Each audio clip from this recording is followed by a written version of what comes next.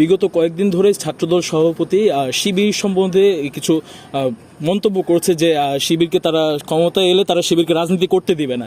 এক্ষেত্রে আমরা শিবিরের এখন পর্যন্ত কোনো প্রতিক্রিয়া পাই না। মূলত শিবিরের প্রতিক্রিয়া কি থাকবে?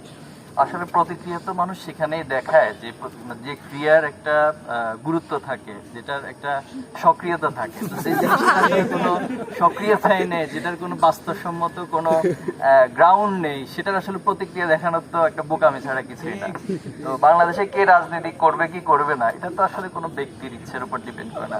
বিগত সময়ে তো যিনি ফ্যাসিস্ট আওয়ামী লীগের প্রধান ছিলেন, তিনিও তো বলেছেন কথায় কথায় আমাদেরকে নিষিদ্ধ করতেন, এবং নিষিদ্ধ করার পর নিজেরাই মাত্র 5 দিনের ব্যবধানে বাংলাদেশ থেকে পালিয়ে গিয়েছেন। তো আমাদের জন্য দুর্ভাগ্য হচ্ছে আসলে আমরা অতীত থেকে শিক্ষা নেই না। তো ছাত্র দলের সভাপতিকে আমি সম্মান রেখে বলবো, উনি অতীত থেকে শিক্ষা নিক, কি আমরা চাই, এবং শিক্ষা নিয়ে রাজনীতি করতে পারলে এটা ওনার জন্য কল্যাণকর। আর যদি শিক্ষা না নিয়ে ফ্যাসিবাদের সুরেই কথা বলে, তাহলে ফ্যাসিবাদের যে পরিণতি হয়েছে বাংলাদেশের সাধারণ মানুষ, সাধারণ শিক্ষার্থীরা সে একই পরিণতির দিকে ওনাদেরকে ঠেলে দেবেন। এই দায় তো আর আমাদের উপর যদি সেই দায় চাপিয়ে দেন, তাহলে এটা দুর্ভাগ্য।